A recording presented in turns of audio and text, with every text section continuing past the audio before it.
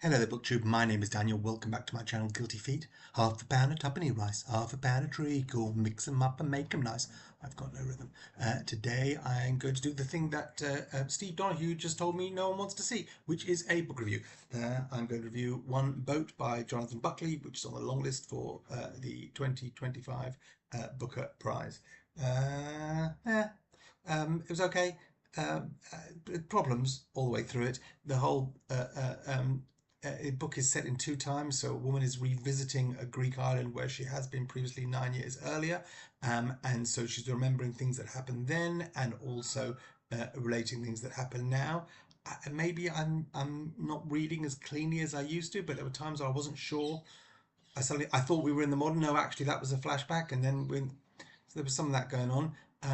The book is written by someone who I believe is a man called Jonathan Buckley, and all told from the point of view of a woman.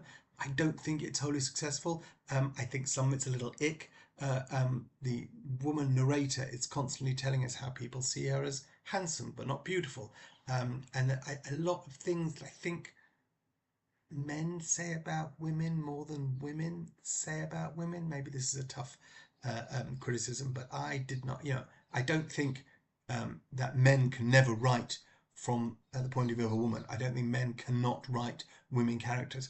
I just don't think this is a successful go at that.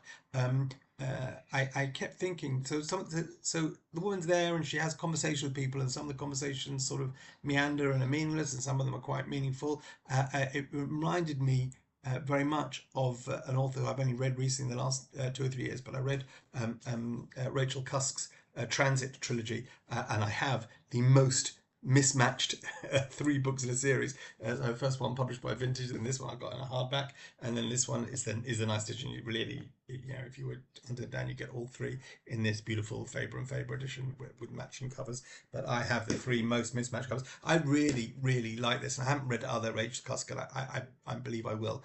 But I really like her Transit series, and I wasn't the first person to notice, so I did a search on Jonathan Buckley, One Boat, and Rachel Cusk, and other people have noted similarities. This, I believe, is well into a career.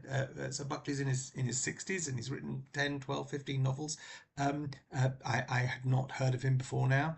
I'm not especially keen to go back and read more, because just was a lot of novel writing to not much aim.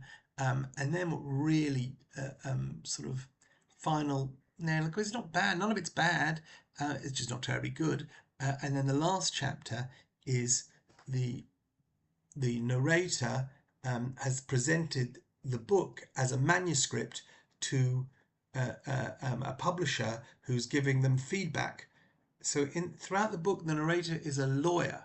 And then in that last chapter, it seems that no, she works for a publisher, and she's, it wasn't quite clear, but she's presenting the manuscript, and someone else is giving her feedback on her manuscript, on which characters work and which characters don't work, and that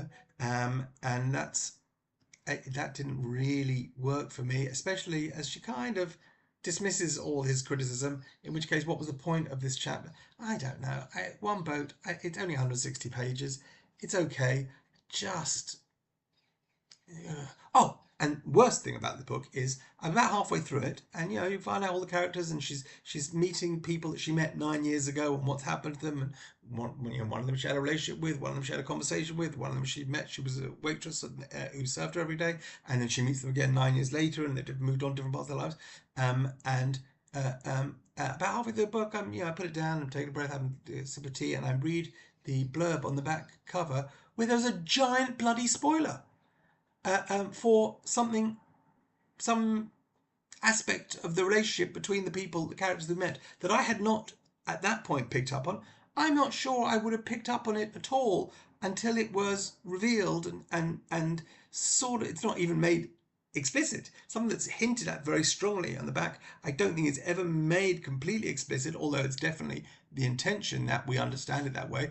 I'm not, I think it was written subtly enough that I might have got all the way to the end and went, oh, and it's right there on the back cover. So that was super annoying and weak of, I guess, Fitzcarraldo, who's editing this book. Anyway, One Boat by Jonathan Buckley.